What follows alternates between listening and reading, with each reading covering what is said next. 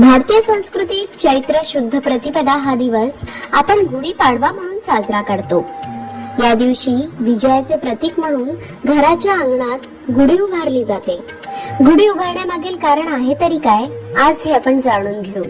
गुढी म्हणजे उंच बांबूची काठी, त्यावर रेशमी वस्त्र, कडुलिंबाची डहाळी, आंब्याची पाने, सुगंधी फुलांचा हार आणि साखरेच्या गाठी बांधून त्यावर गडू बसवून गुढी साकारली जाते. ही गुढी स्नेहाचे, मांगल्याचे आणि आनंदाचे प्रतीक मानली जाते. ती विजयाचा संदेशही देत असते. असे म्हणतात की चैत्र शुद्ध प्रतिपदेला प्रभू रामाने वालीचा वध केला होता. त्याच्या छळातून प्रजेला मुक्त केलं होतं. श्रीरामाने वालीच्या रूपात आसुरी शक्तींचा नाश केला होता आणि विजय उत्सव म्हणून गुढी सूचक आहे. या व्यतिरिक्त ब्रह्मदेवाने याच शुभ मुहूर्तावर सृष्टी निर्माण केली. तर मत्स्य रूप धारण करून भगवान विष्णूंनी शंखासुराचा वध केल्याचे सांगितले जातं.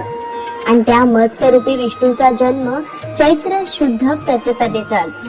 एक अजून कारण म्हणजे श्री शालिवाहन राजाने चैत्र शुद्ध प्रतिपदेपासून शके गणनेला सुरुवात केली असून मातीचे सैन्य तयार केले. 6000 मातींच्या सैनिकांचे पुतळे तयार केले व त्यावर पाणी शिंपडून प्राण फुंकले. सैन्याच्या मदतीने याच दिवशी शंखाचा पराभव केला गेला. या विजयाप्रित्यर्थ शालिवाहन शके सुरू होतं आणि नवीन वर्षाची सुरुवात होते.